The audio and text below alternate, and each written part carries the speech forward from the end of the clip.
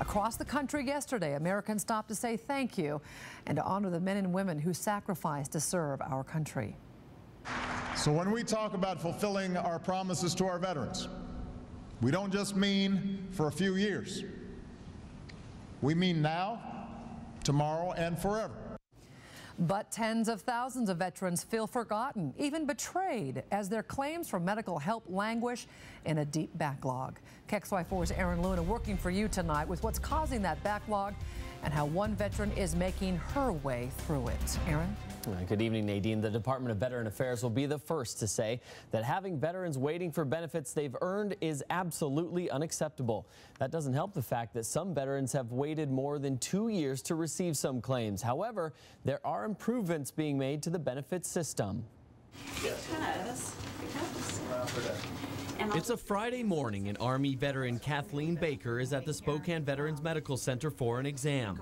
It's an ongoing process for the medically discharged mother of two, and while it might be hard to imagine Baker with her inviting smile and twinkling eyes, outfitted with an M16, Kevlar vest, 7 magazines and fully geared rucksack, that's exactly what she wore in Iraq.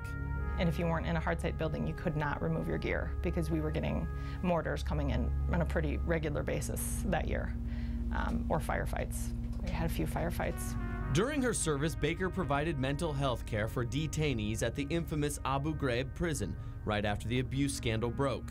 So I was there for 11 months and I saw 11,000 detainees, and I also treated troops and civilians that needed mental health care, which was a very interesting experience.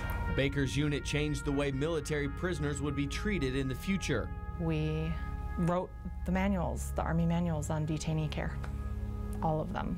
Just the hospitalization care, wound care, mental health care. With a smile, she'll tell you how war changed her way of thinking. It's amazing how, mortar attacks and bullets whizzing by can make you reevaluate exactly what you want from life. I was pretty sure I didn't want kids before I went to Iraq, and I came back from Iraq very certain that I wanted children. War also took a toll on her body. The constant weight of her gear ended with 2 herniated discs in her back. I also had some hip bursitis in left and right. I have tinnitus in my ears. I have neuropathy from the sciatica from my back, so I have nerve damage in my left leg. Bye. Baker was medically discharged in May of 2006 and filed for benefits in June of that year. The following January, she received an 80% disability rating, which means she can't do most of the things she used to enjoy before the war. It also plays into how much money she receives from the VA. 8 months may seem like a long time to wait for benefits, but thousands of veterans wait much longer. Well, I think probably the backlogs began in 2009. In the last 4 years, the number of claims submitted to the Veterans Benefit Administration has ballooned. We've ended 10 years of war.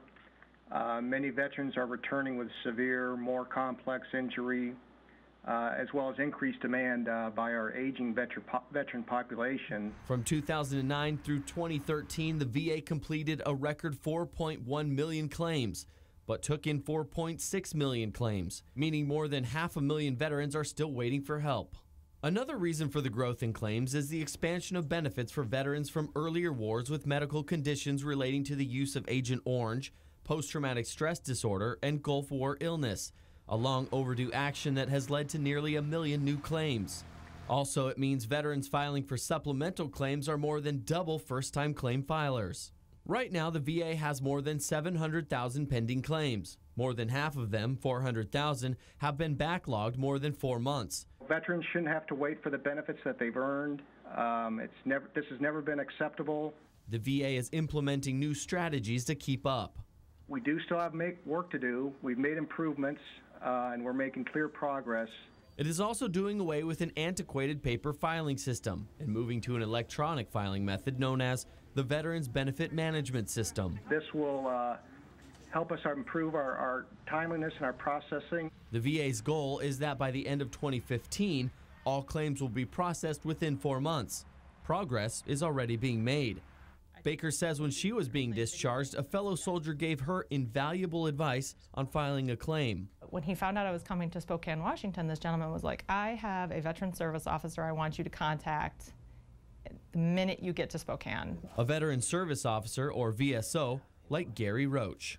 The idea behind having us do the claim is that we're the experts on it. Services offered by VSOs are free to veterans and can be found at the VA, American Legion, VFW, and DAV offices. Before I actually started doing this, I had a service-connected disability. So I understand how that process works and how frustrating it can be. Their help can shave months off the waiting period for a claim. More importantly, these are veterans helping veterans.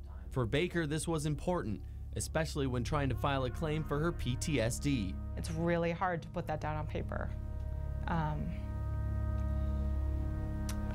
But it's worth it. It's necessary. Because war can't be understood by those watching from afar.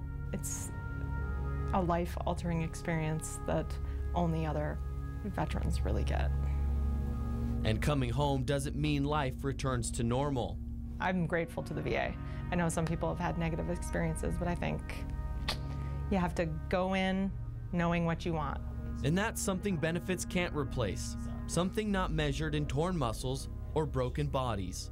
You just have to give up a certain part of your humanity to make it through. That loss defines sacrifice.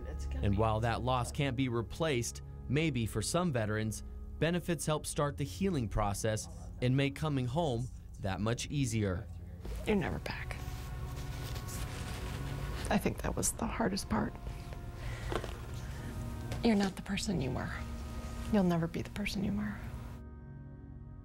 At the Seattle Regional Office, claims pending longer than 2 years numbered more than 2,500 in the fiscal year of 2012.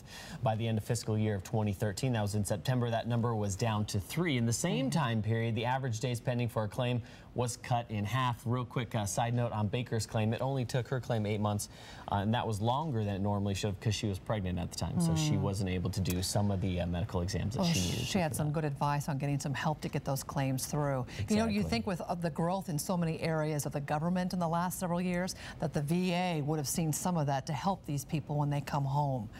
That is unacceptable. Yeah, I mean, they're doing their best to hopefully hit that 2015 goal. We'll just have to wait and see if that actually happens. Great story. Great story on her, too. Thanks so much, Aaron.